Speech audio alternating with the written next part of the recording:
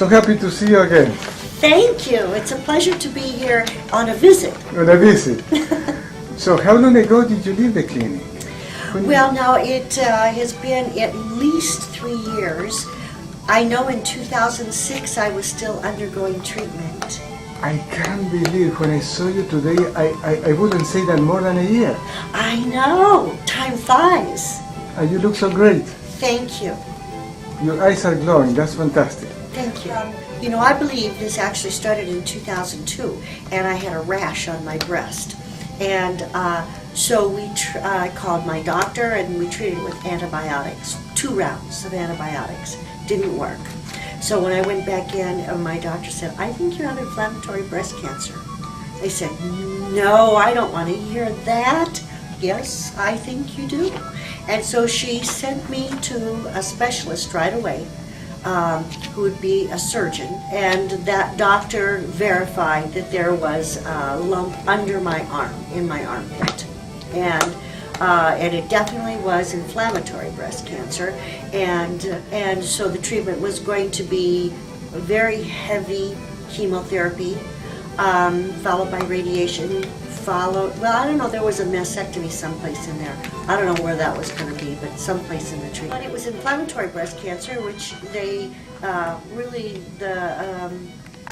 have a real high, and she thought I lived 2 years, and it sounded like if I made it through all the treatment, I would have from 2 to 5 years. Please, give me 30 days to think about this, because it just it just doesn't sound so good.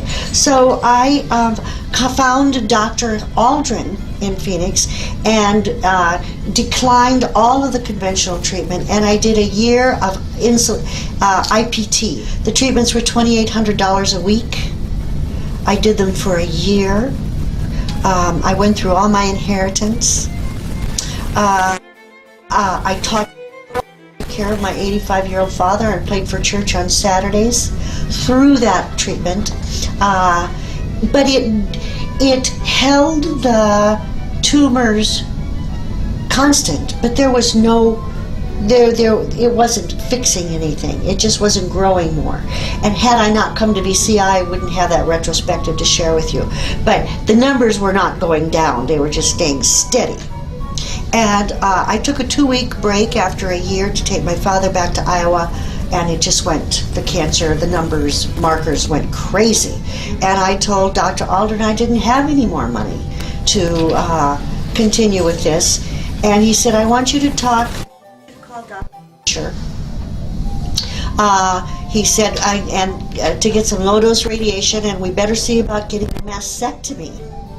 Well, and the cancer is now in my neck. It is in my neck as well as growing in my breast, as far as we could tell. And so I went and spoke with a surgeon who was going to perform the mastectomy, and I said, well, what about the cancer in my neck? Well, there isn't anything we can do about that. And then I called Dr. Beecher. And it was one of the doctors, I believe Wolstein, that I spoke to, and he said, why are you having a mastectomy if it's already spread to your neck? It's too late for you to have a mastectomy. He said, we have a very high success rate with inflammatory breast cancer here. Come down and let's see what we can do. And the rest is history.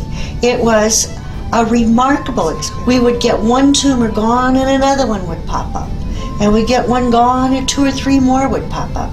But we stayed with the program, and it was remarkable to watch the tumors disappear on the PET scans, to watch those cancer markers go down so remarkably every week, and to never be sick. I had champagne and eggs bolognese every day at the cafe, the Beach 21 cafe. You know, I went to jazz clubs. So I felt wonderful. So the treatment didn't make you sick? Never. No, not when you're lying there listening to classical music and you have a little silver bell you ring if you need a glass of water or anything. You know, the treatment was wonderful, very thoughtful. And then Dr. Wolstein kind of took all the fears away. You know, without being a Pollyanna, You know, the numbers were there. And at the end, he said, we've done our job. You know, we can't, just because we have cancer, we can't be afraid to live. We must continue to live. And this treatment allows you to do that. I was never unhappy. That's important. Except for the blood tests. I did not like the blood work.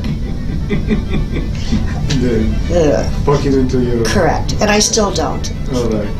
That's understandable. Yeah. Well, I have a whole chapter in my book recommending this treatment, the cornfield heiress, which you can find at cornfieldheiress.com. But I have a whole chapter on valley cancer. Could you show it to me, please? Yes. Well, this is the book, Cornfield Heiress, and I inherited a cornfield, and actually it was by selling the cornfield that I was able to afford the alternative treatments. Now, my insurance paid for all of my treatments here. There was no out-of-pocket money here. Evelyn, it was a pleasure talking to you. Thank you. I just wanted to mention that this is totally unprepared. I just Very crossed impromptu. into you. Yeah. And it was wonderful. Thank you so much. I You're really welcome. appreciate it. Bye. Uh, Sit, up. No, fancy. He wants to rest. I think she's too tired.